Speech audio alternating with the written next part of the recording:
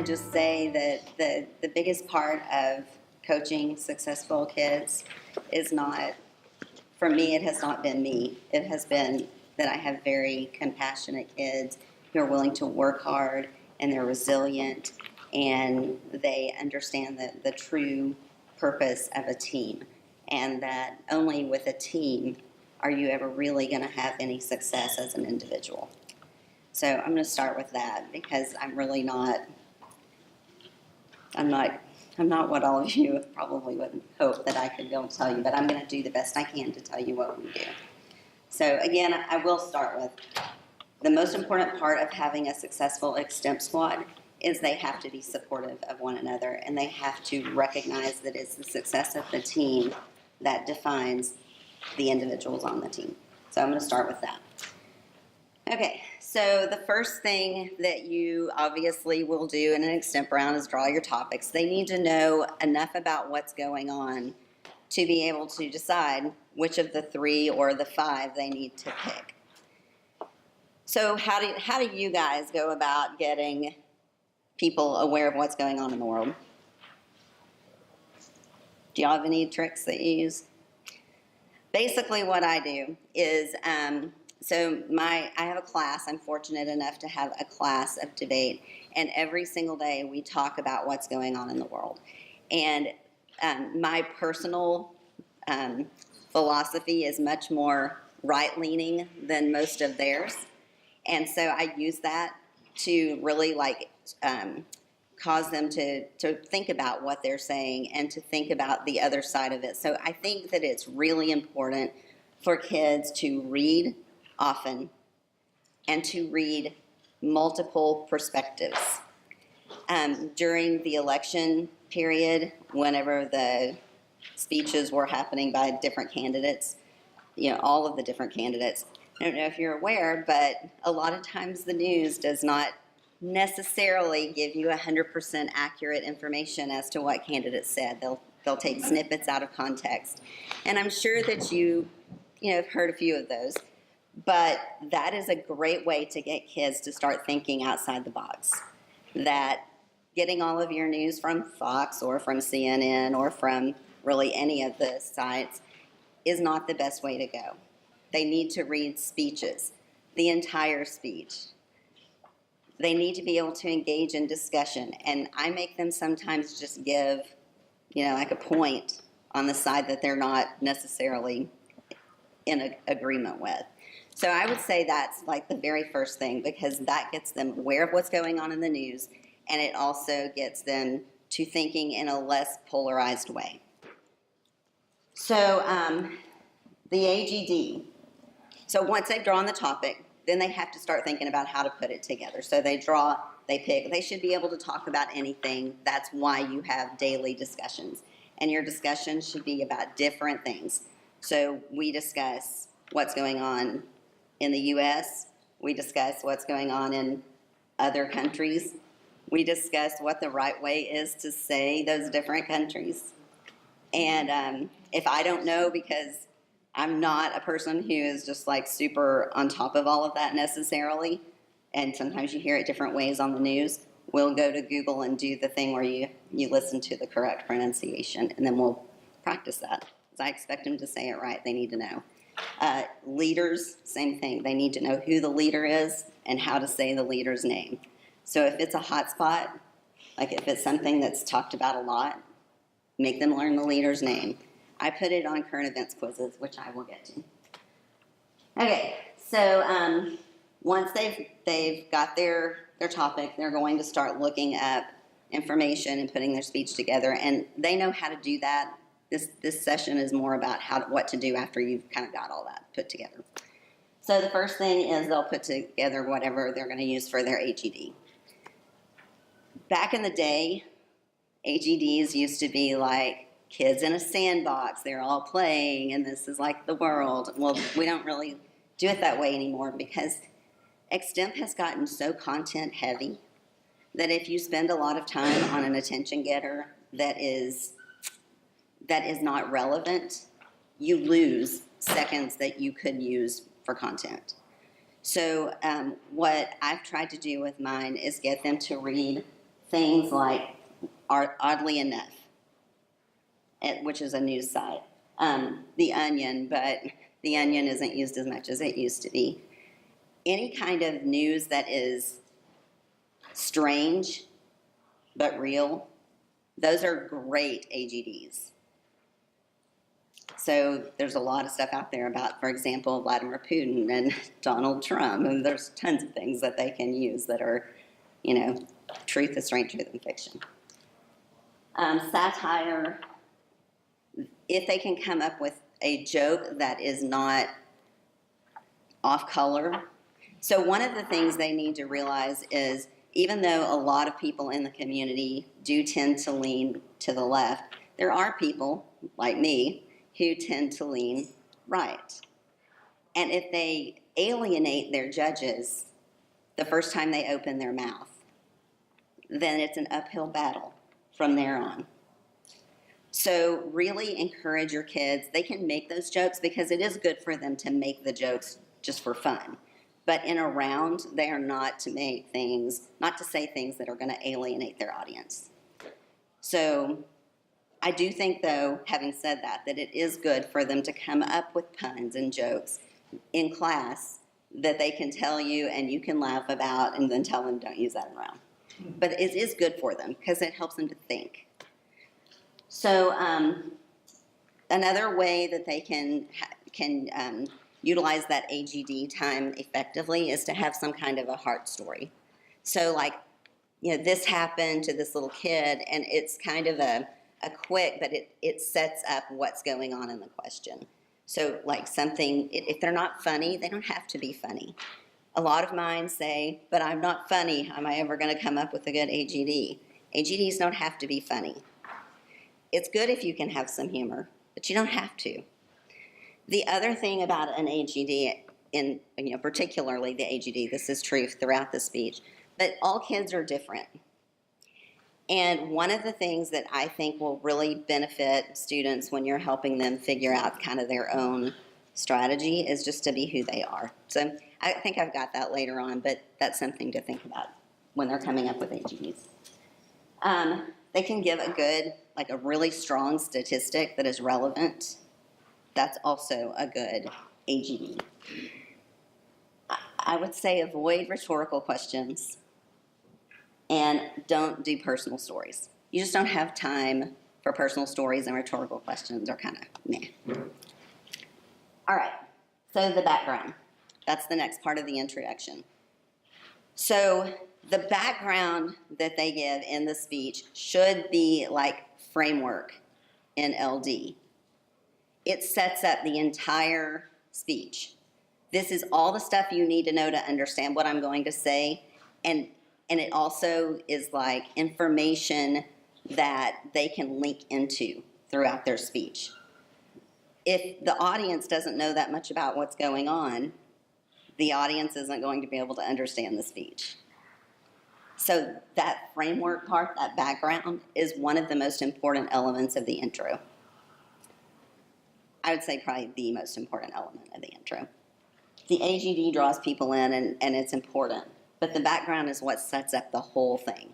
And if that is not sufficient and clear, they'll lose their audience. The significant statement is where they say, here's why this question is important. So the background will kind of lead toward that because it's kind of setting it all up. But the significant statement is, so here's why we're asking this. And sometimes it's, here's who's asking. So it's not just, so today we have to ask the question. Well, we don't have to. Most of us really don't give a rat's behind, right? So who is asking, and why are they asking? Is it analysts? Is it historians? Is it the media? Is it political pundits? Who is asking? So it's important for them to really think about who is asking, because that will help them to answer the question better. And I didn't say it, but rule number 1 is answer the question. It's great to talk about other things, but this is the question you have, so you have to answer it. All right, So after they've got so then they do the question and the answer. Let me talk about the answer for a second. So 2 things on the answer to the question.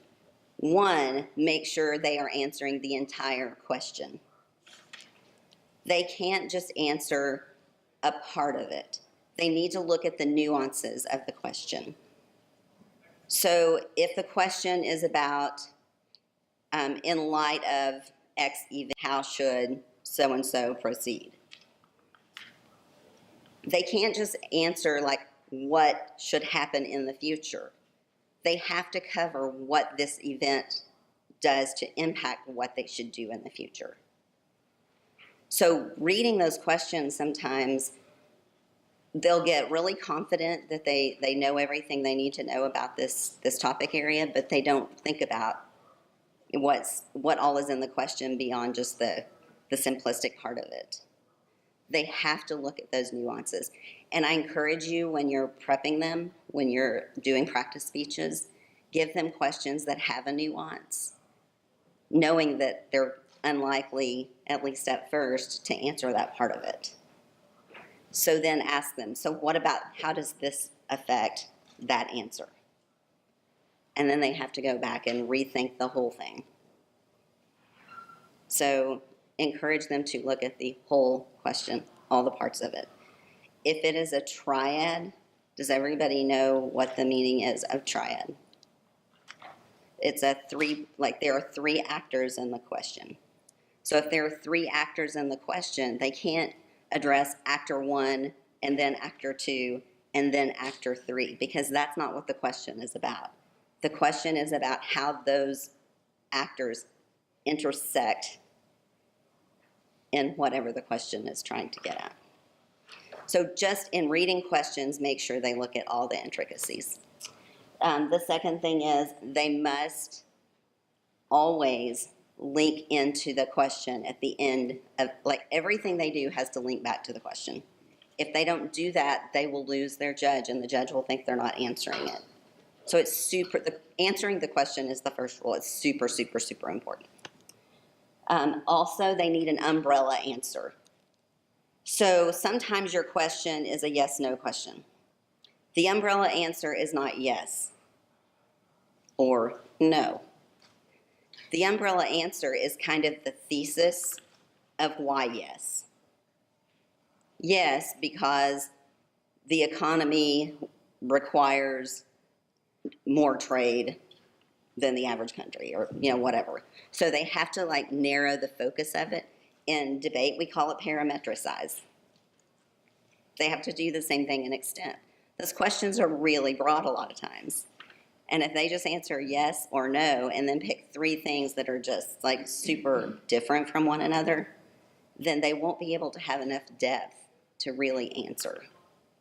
So it's important to think about that and about how to parametricize, how to narrow it down so that they can have depth in their answer. All right, so content. Again, I have my kids read dailies, weeklies. They have to read journals that come out every month or every 2 months. Foreign affairs is really good. Foreign policy, The Economist. They need to go to think tanks and cut from think tanks. If a question is about Eritrea. If it's about Eritrea, they have to cite something that is related to, they can't just cite, Washington Times. They need to cite all Africa. It's kind of hard to find stuff from some of those countries, but all Africa is a good source to get stuff. If it's something about Israel or the Middle East, any of the Middle Eastern countries, they can do Jerusalem Post. They can do Al Jazeera. They can do they need to have publications from those areas. So how do you get all that information? This is what I have done to try to help them. I assign mine areas for their cuts. So everybody on the team has an area that they cut from, a topic area. And then at the end of the week, they do a brain dump, and I'm going to go a little bit out of order here. They do a brain dump. So each person will come up and give 3 big things that are going on in whatever their area is. So how many of you also do TFA? So it's broken down by FX and DX. So then it kind of is like, well, what do the DX what do the DX kids do when the FX kids are talking? They listen. Because if you're doing it right, you're making them do both. Extemp is extemp. If you can do DX, you can do FX. It is a skill. It is not about knowing everything in the United States. One of them, DX, tends to be more specific, or FX tends to be more general. So the skill of specifying for DX will help in FX, and the skill of being general in FX will help with DX. So they may have a specialty, but unless they're doing both, they're not getting really all of the skills. And those skills will help them in both. So we do the brain dump. What that also does is each kid then has a specialty. So if the kid, for example, who cuts from South America, draws a South America topic, they're like really pumped because they are an expert on that. So when you assign them topic areas, it gives them an edge sometimes because they've really become an expert on that thing. And then we do current events quizzes.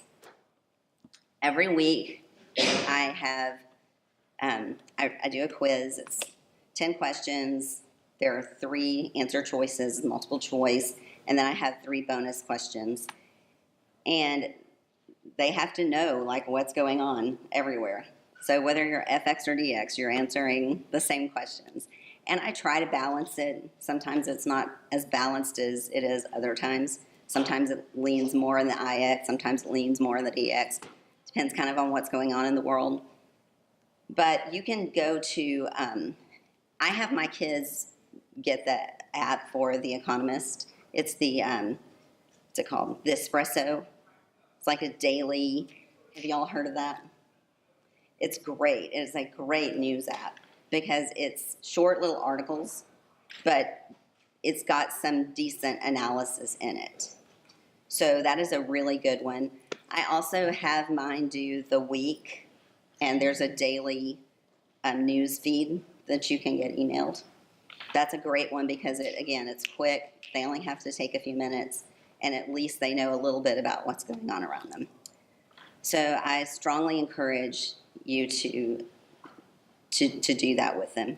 And then when you talk about stuff in class, you can talk from those things a lot of times. The 3 that I do, usually I do 3 bonus questions that are not from either The Week or The Economist or any of the normal stuff. And sometimes it's more like pop culture-y, like if someone like really relevant, like when Barbara Bush passed away. That was one of the questions for the bonus. So I just give them, they're 10 points each, and then I give them 5 points if they get a bonus question correct. So that's another thing I do. Again, I play devil's advocate with mine all the time. Even if I agree with them, they don't think I do. I will never tell them they're right. So we argue about stuff, and that makes them go and dig deeper because they want to try to prove me wrong. And I'm never wrong. That's what I tell them. I'm actually wrong most of the time, but they don't know that. And so that's and it's a lot of fun. And it not only does it help them have a better insight about what's going on, but it really builds relationships. So it's kind of a fun thing that we do. Okay, so that's how you get the information. Then you have to explain what you know. So in the body of the speech, you explain the information. The biggest thing is you have to practice. Mind practice. So leading into nationals, we got out of school on June the 2nd, I think, was the Friday. We practiced every weekday for 2 hours for IX and then 2 hours for DX. And then I also practice 2 hours with public forum. And then I also practice, so it takes a lot of work and a lot of your time. And I know time is valuable. And I know sometimes your family really misses you. But I'm going to move over for just a second and give you a side note. There is nothing more rewarding than the difference that you make in the lives of your kids because you're committed to them. Nothing. You are making an impact on every single kid that comes through your classroom. And sometimes you don't even know you're doing it. But it's because you're willing to spend time with them. What better way to tell them you love them than to spend time with them? So take the time to practice. It helps not only in their skill, but it really helps their psyche. During every practice, my kids cross-examine each other. So there has to be 2 people at the practice speech because one of them will cross-examine the other one. Now, there have been a few times that a kid wasn't available because a kid wanted to come in a lot of extra time, which I'm usually open to doing. So I will cross-examine them. They hate that, but it's okay. Again, you're just playing devil's advocate, and you're teaching them good cross-examination skills. We do the 3-minute one and not the 2-minute one. I think that 3 minutes is the real cross-examination. But it's really good. Why do you think that's good? If someone's questioning you, why is that good? Like, that's a real question. To defend it. Yeah. I mean, you have to be accountable for what you said. So if you're making stuff up and you're being cross-examined, especially by someone who's also been reading the news, they're going to call you out on it. And sometimes they catch things that I didn't. Flaws in logic or flaws in information. That tells them that you're serious about ethics. Ethics and extent are so important. You don't want kids making stuff up. It drives me crazy when I hear kids lie to me when they're giving me a speech. They need to learn it's cheating. It's wrong. Don't do it. So CX helps with that. Watch other speeches. So if you have a novice tournament, have your advanced kids watch the novice tournament. It is so different to be a judge instead of the competitor. You see things so differently, and they don't always understand that. Sometimes they come out thinking they gave the perfect speech, but the judge didn't think they gave the perfect speech. And that's because they didn't hear it. They think they said everything, but they didn't hear what they said. Sometimes that framing wasn't very good, and the judge lost the perspective of what the speech was about. Sometimes their analysis is really wordy, and they didn't catch that they did that. Sometimes it's just preferences. Every human being has different things they're looking for. Bless you. So it's really good for them to watch other speeches, whether it is someone who is a novice that they can analyze what that kid should have done differently or how they could have made their speech better, or watching national final rounds. Because then they can do the same thing. What could that person have done differently? Who would I have picked to win? Who did the judges pick to win? What were the ranks in that round? What was it they liked better about this one than this one? The more they watch, the more they get a bigger perspective, and that helps. Drills. My kids hate sometimes that I make them drill so often, but they'll come in the room and I'll say, okay, here's your topic, give me an intro. You got 2 minutes. And they have to come up with what they would talk about. Obviously, it's not as good as if they were able to research first sometimes, But it gets them on their toes. It makes them think.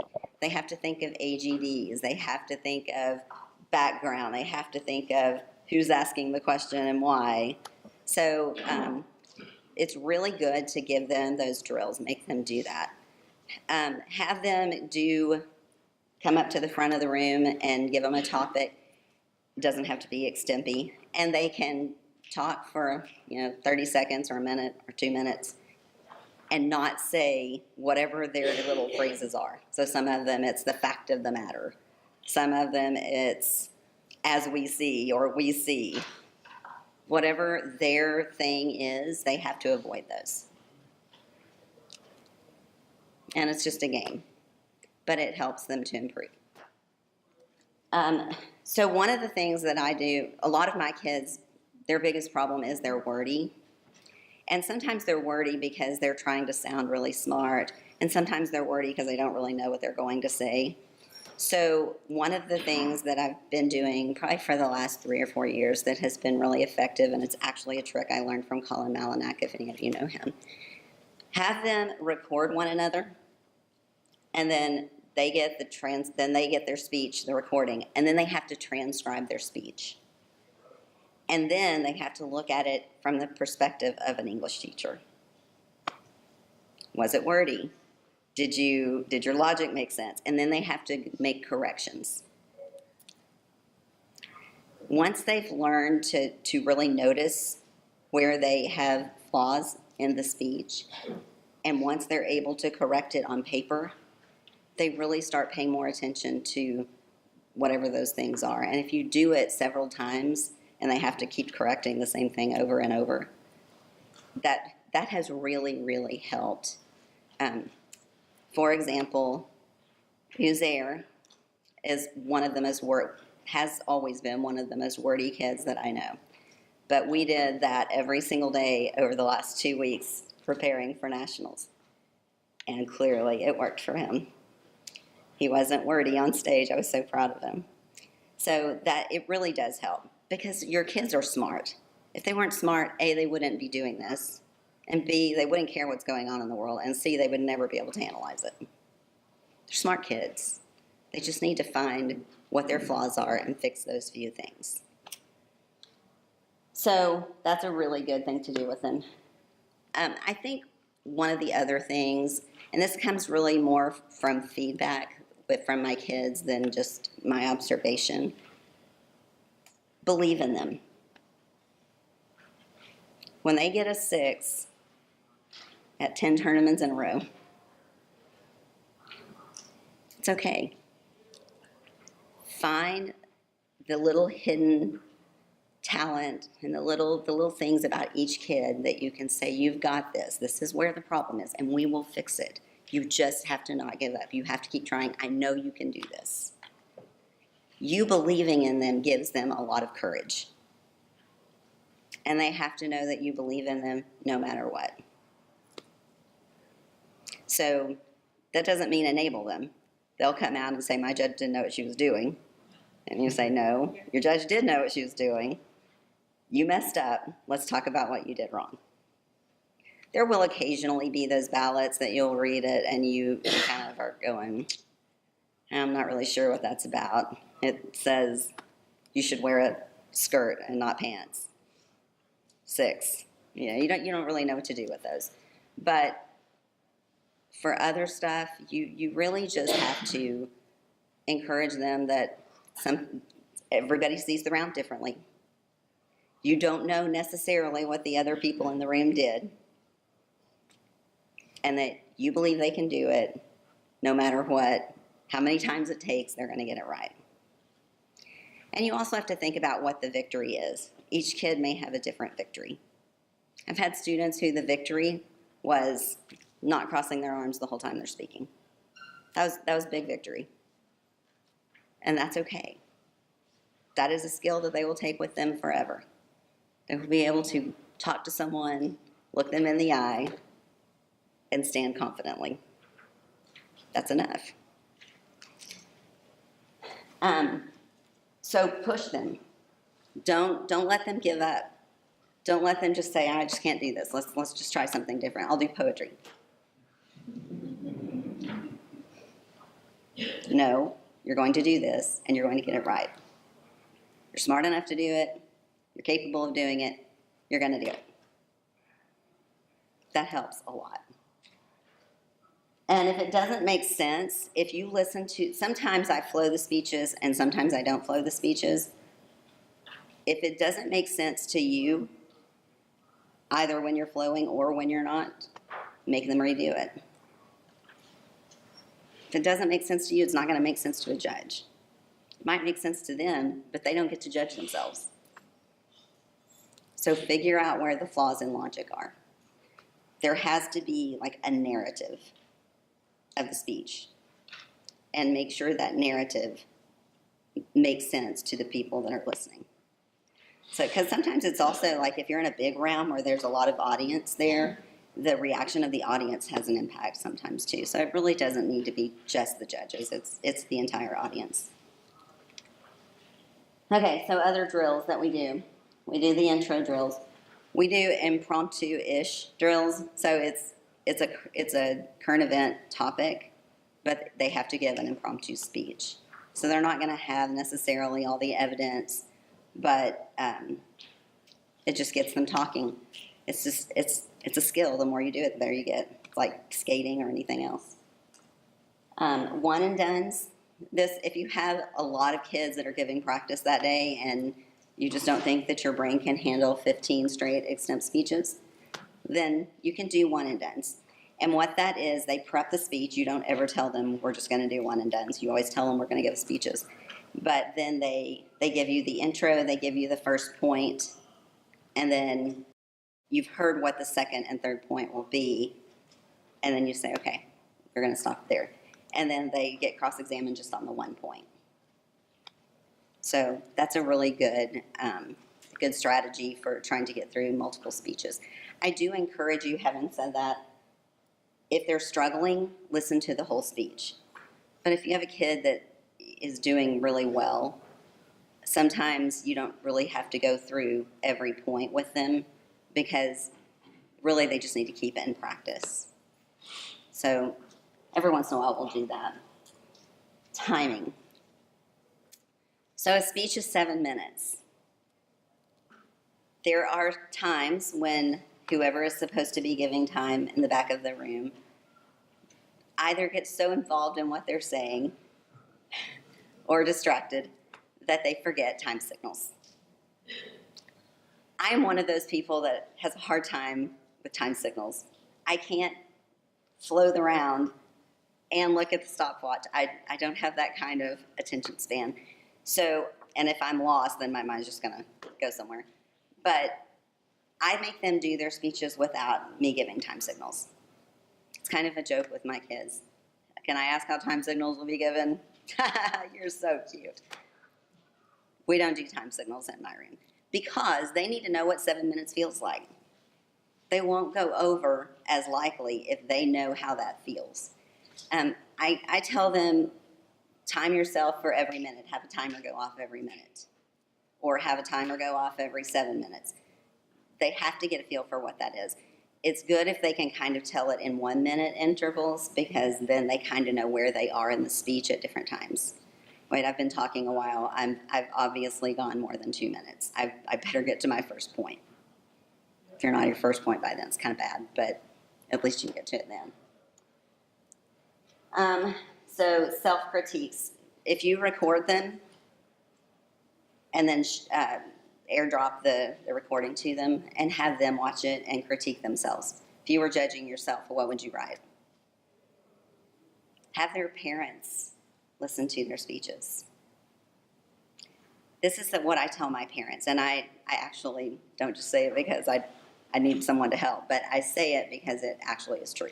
If your kids love what they're doing, which most of them do or they wouldn't be doing it, what better way for a parent to spend quality time with their kid than to listen to speeches or do what that kid really loves? What better way? Having had kids myself that are now grown, I have a 30-year-old and a 22-year-old, she's about to be 23, and I really wished I had spent more time on the things they loved.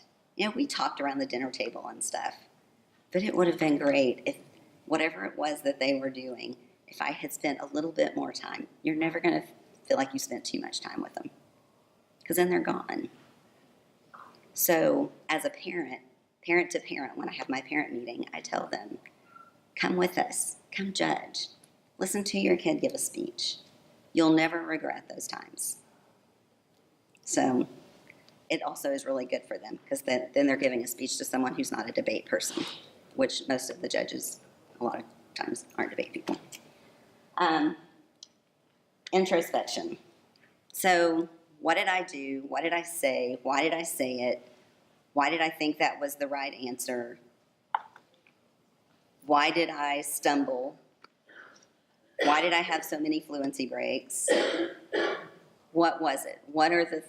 Think about your own speech. Watch your speech and then think about your speech. Why did you do the things that you did? And what can you do to fix it? And then team pressure. So peer pressure is not good, right? It sometimes isn't. But it is sometimes good, because it is the pressure from the team. We need you to step it up because our team is counting on you. Again, that's all just part of building a team, but I think it's really one of the most important components of success, is having a good team spirit. They're individuals, but they're also a team. All right, so style. Every kid, and I said this a little earlier, but I'm going to go a little deeper into this. Every kid has their own individual quirks. Some of them are genuinely really funny.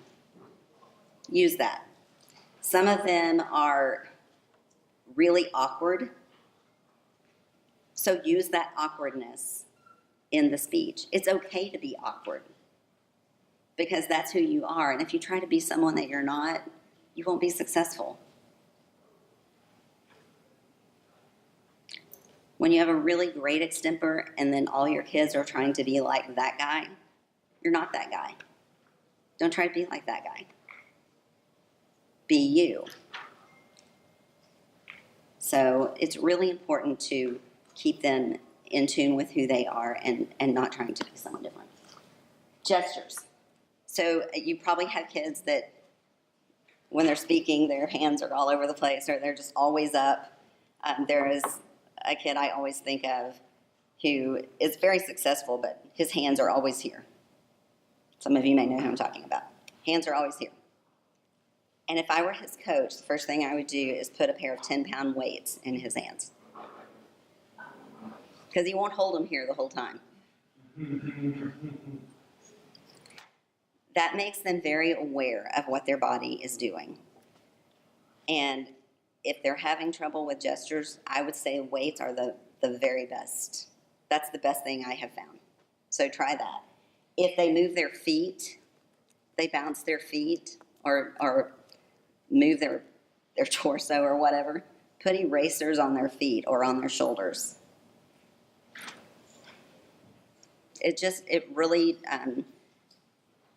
lets them know what their kind of quirks are, their physical quirks, and it helps them to make some corrections. They just don't realize they're doing it. Why gestures? So you'll have kids who, this is their gesture of choice. When I do this, that means why. That is such a gesture of weakness, because it says, I'm going to talk to you, but I don't really know what I'm going to say, even if that's not what they're intending to, the message they're intending to send. So palms down. It's much more powerful.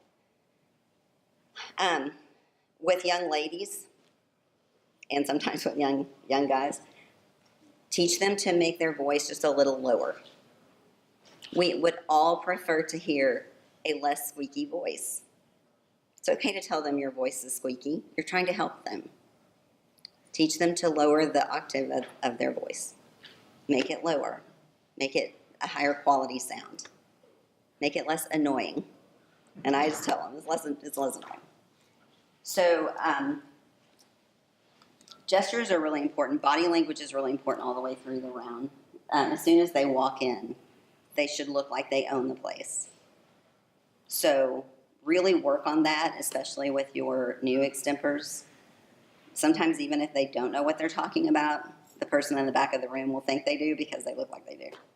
So they should walk in, they should look confident, they should know how to enter, they should know what to say. I'm speaker number blah, blah, blah, or my name is blah, blah, blah, I'm your whichever speaker. They need to know to do that. Here's my question, would you like for me to read it? Those things matter. That sets everything up for them. They walk in, shoulders back, wait for the judges to be ready, give their speech, palms down when they're gesturing for the most part. Pause when they need to. If there's laughter, pause, let it play. They need to learn comedic timing if they're going to try to be funny. So all of those things, all of those nonverbal things really matter. At the end, they shouldn't say thank you. They should give the speech. Their conclusion should be the thank you. They smile, they nod, they walk out. It's about confidence. Use your space. So you can often, when you're judging in, later rounds, if they're on a stage or something, you can tell the ones that are new to that kind of success because they still act like they're in a classroom. If you're on a stage, you have a lot of space, and you need to use that space. Walk across, walk over there, and don't do it timidly. Like, take those steps and talk and just own the room because it makes you look confident. All of this is about confidence. And connect non-verbally. So sometimes the hardest thing is when so there are different styles of judges, and it's good to kind of, as a coach, kind of listen to what different judges say and read ballots from different judges that judge often, so you kind of can adapt to those judges. Some are more content heavy, and some are more style heavy. You kind of need to know which is which. Now, a good speech is a good speech, regardless of who the judge is. But if your student tends to be if their content tends to be really deep and there's not a lot of personality, you have to tell them. And it also depends on what speaker they are. Like if you're the first speaker, you have to be memorable. People will go after you, and it's likely that you will be forgotten if you don't do something good to stand out. If you're the end, especially if it's a late round, y'all are judged. You're tired. You're not hanging on to every word. So they have to know that, and they have to adjust their speech to that situation, to that judge. So how much content versus how much style. Whatever the topic is, they need to find a way to tell me why I should listen.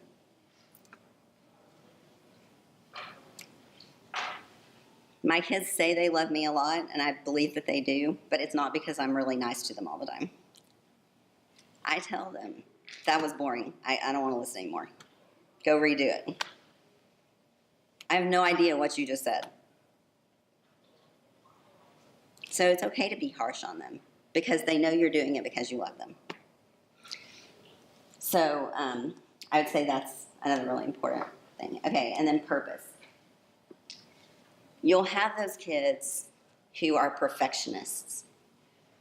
And what they think about the whole time they're giving a speech or writing a speech is how to get the one. This is not about how to get the one. Because you will not ever get every one from every judge. So you can't think about that. There's one thing that you can be sure of. One thing that you can control. And that is your purpose. So what is your purpose? Why are you doing this? It should be because you want to have a voice. because you know stuff and you want other people to understand it the way you do. Find a way, tell the kids, they should find a way for every speech to matter. Not because they want the one, but because there's a message they want to send. What is that message? If they care about it, they're much, much, much more likely to make someone else care about it. Find the connection. This is an event that gives them a voice forever, but not if they don't care. Not if they're only in it for the college accolades or college resume or for the trophies. It won't do anything for them. Those trophies will be in their attic. But the skill of saying something and having it matter, that they'll have forever. And that needs to matter more than anything else. And you really sometimes have to say, stop. Why are you telling me this? Well, because that's what my topic was. Or I don't really care about it. Well, then find a reason to care about it, because if you don't care about it, you're not going to be able to make me care about it.